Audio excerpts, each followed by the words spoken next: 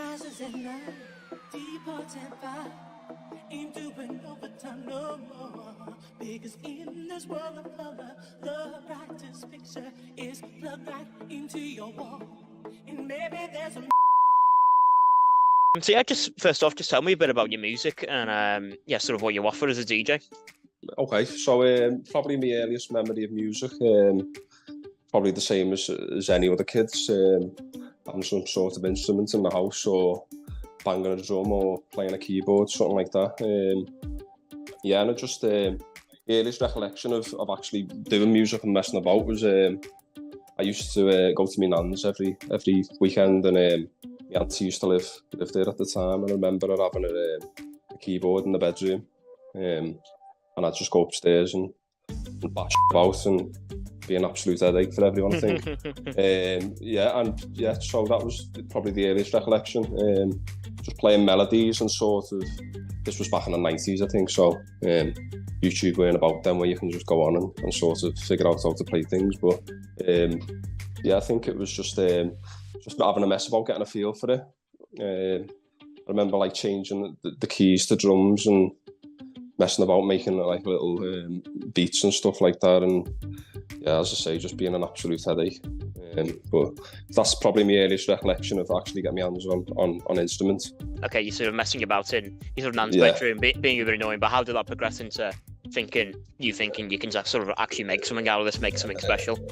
So then, it just sort of evolved. So I think, as far as I can remember, I think my dad ended up buying me a keyboard, and I think, if I can remember right, he was putting all like stickers on it, the notes and stuff like that. And as I say, this was the time before YouTube, and I didn't really have any music theory behind me, so I couldn't really read music. So I'd just sit there for hours and have a mess about with it. And then that was it really up until I went to high school, and then with sort of the electronic side of stuff. I remember I went to a school, and throughout the school year, I remember it was getting done up. The school was getting done up, so we ended up having a music lesson in like an IT suite. I think this must have been year 7 or 8, possibly. And I remember being introduced to a computer screen with some sort of interface on that I'd never seen. Looked like back then it was like space, it was all new. All toggles and buttons and stuff, and it was Fruity Loops FL Studio. So we literally spent the music lesson messing about with it. I think by the end of the lesson I thought it was Dr. Dre programming all these mad, probably sounded like pots and pans falling down the stairs, to be honest, if I can remember, but just programming beats. And then I remember getting home and being like really involved with it and scouring the internet to try and find a version, should we say. And getting my hands on one, luckily. And it just evolved from there. And then, to be fair, I wasn't really into dance music in like the early 2000s. I was strictly like hip hop and R&B. I wasn't really introduced until later years when I started going out and stuff. But everything was like everything sort of evolved. All the music production, as it was, sort of evolved around hip hop and R&B. And then it sort of progressed later on. And what does sort of like your sort of music involved to now? Are you sort of like, I know you're sort of using your own music, but are you performing at clubs as well, performing at venues? So I don't actually DJ live at the moment. I've got a set of decks and stuff, and I can mix tracks, but DJing is completely far from just mixing 2 tracks together. There's a science behind it, I think, but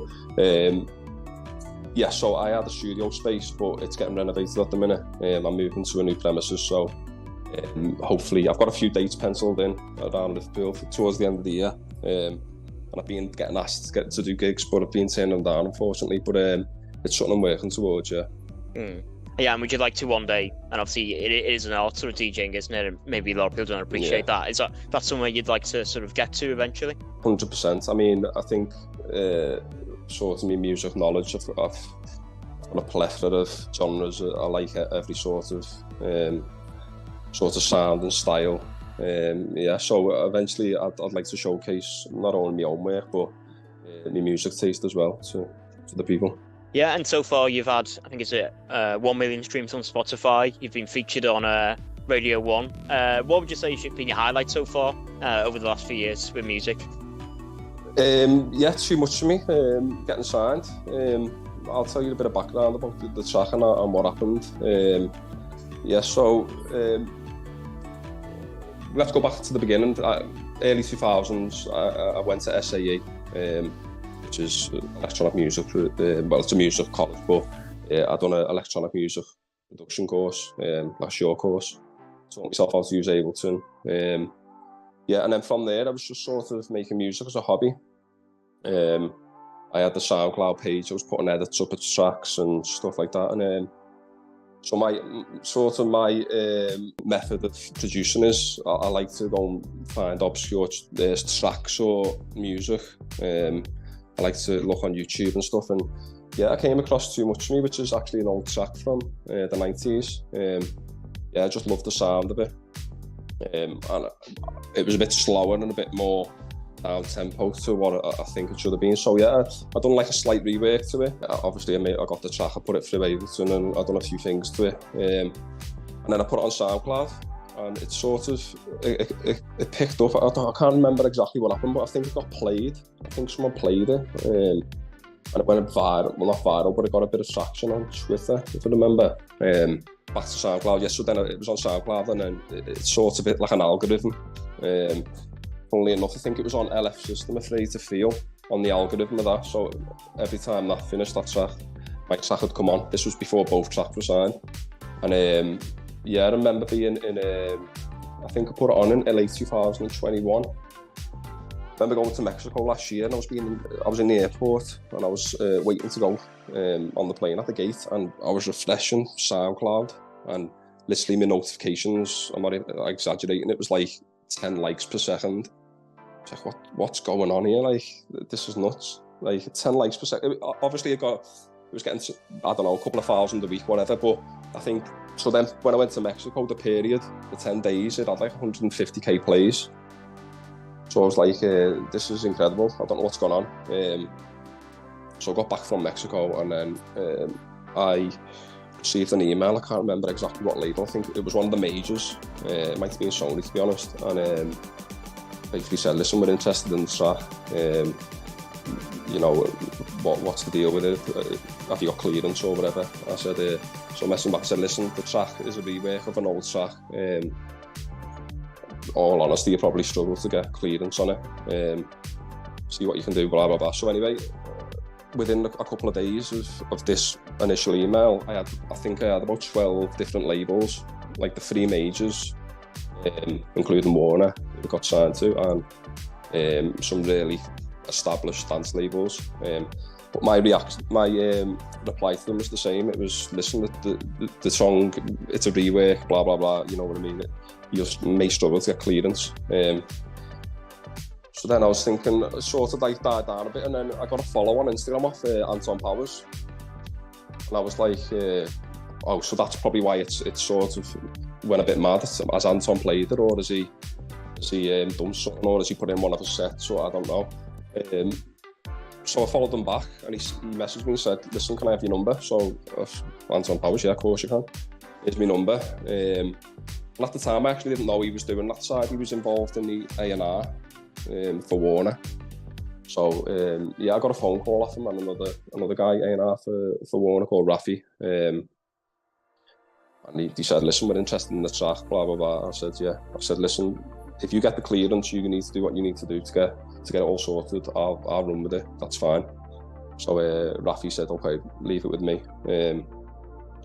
He came back within less than an hour, and he was like, listen, I've got in touch with the original publishers, the original writers, the original artist, and literally they've given it the green light if you want to proceed. So I was a bit like taken back. I went from sleep producing him in the spare room to potentially being signed to one of the biggest record labels in the world. So I was like, yeah, fine, let's go with it. Trying to keep my emotions in check. But at that point, I was still a bit wary about what was going to happen, but I had nothing to lose, so I was like, let's run with it. So then that happened, and I still had labels coming at me from all angles asking for it, but obviously Anton I knew who Anton was, and I knew like the presence he had in the industry, so I was like, I got a role with Anton. Yeah, and then we had discussions, and he said, "Have you got a lawyer?" I said, "No, I haven't got a lawyer." Shock, you know what I mean? And he said, "Okay, I'll put you on to someone." So I was like, "Cool, all right."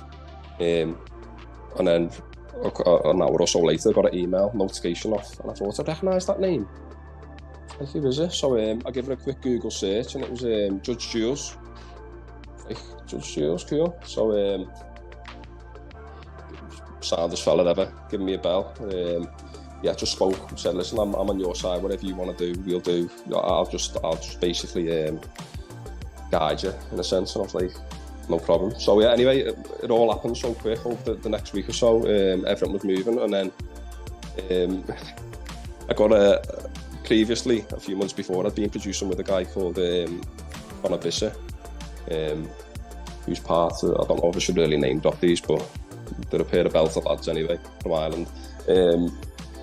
So yeah, I think it was the other lad messaged me, Robbie, and he was like, "Listen, we'll make you a better offer than what you've got, and we'll get their singer to sing, their vocalist to sing on it, the top liner." I was like, and their vocalist now, I think, peaked at number 3 in the charts last week. I was like, "No, it's signed, it's sealed, and I'm rolling with Anton." So yeah, that was it, and then we got the ball moving, and yeah, it all happened so quick. Just must have been like a whirlwind for you, just sort of like you said, going from a spare room to being signed with Anton Powers. How did you sort of try and keep your emotions in check during that time? It was just, as I say, it was just all new to me, so I didn't really know how to react at the time, but I'm quite a laid-back sort of guy anyway, so when I was telling people, they were like, "You know, this is a big deal," and I was just sort of like, "Yeah, if it happens, it happens," sort of thing, and I'm buzzing.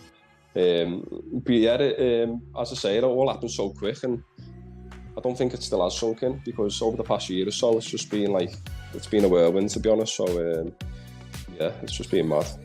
Sort of thinking back to when you were sort of in your nan's bedroom, being a headache, like you said, and looking where you are now with all the stuff you've done with Anton and the record labels. Did you ever imagine you'd ever sort of get to this position? I don't think so. I think we all have aspirations, and more so dreams of being, you know, in the public eye. Let's have it right. Everyone dreams of being famous and rich and whatever, and being in the spotlight. But I'm not saying I'm there. I'm a far cry from there. But just to be involved in that sort of scenario was surreal. I took a bit of a back step, to be honest, when I finished SA, and I went behind the scenes, and I sort of set up like an event around Liverpool, a music event, and me and a friend of mine, we started a label and stuff, and it didn't really work out at the time. So just to go back to it and start to focus on myself, and within a few months to have that opportunity, yeah, it was brilliant. And what are you most excited for sort of coming up in your sort of future plans with music? Yeah, I think just being able to turn a hobby into a profession. I think I'm still working full time at the minute, so looking forward, it's the dream's probably to turn it into a full-time job where I can sort of do a hobby and get paid for it, you know what I mean? So that's that, and then basically just building a catalogue of tracks and getting as much stuff out as I can. Yeah, and I'm working with a couple of producers, an established Liverpool producer as well, so we'd be in the studio together, yeah, and just starting to DJ and being able to get more involved on network and be in the industry sort of thing, yeah, so see what happens. It's hard, wasn't it, when you sort of you've got something that you want to pursue, but you're working full time. It must be like a big challenge for you to sort of try and balance all that. Yeah, to juggle it too. I've got 2 kids as well, so it is tough to sort of balance that like work-life balance, but work's work, life's life, but also life's also having this other job of making music, so it's hard to balance the two, but obviously the dream is to be fully committed to the cause, and yeah, and just work towards, that's the goal, is getting paid for something that you can enjoy doing. And you've got anything else that you'd like to talk about, Jordan, that we've not already discussed? Going forward, I've got another couple of things in the pipeline. I've just had a couple of more tracks signed to labels, which I'm just waiting for confirmation on release dates. So they should be coming out hopefully before the end of the summer. Yeah, and as I say, I've got a couple of gigs penciled in around Liverpool. Yeah, and that's it really. I've just received so much good support and good feedback from everything. I'm just grateful to be where I am at the moment.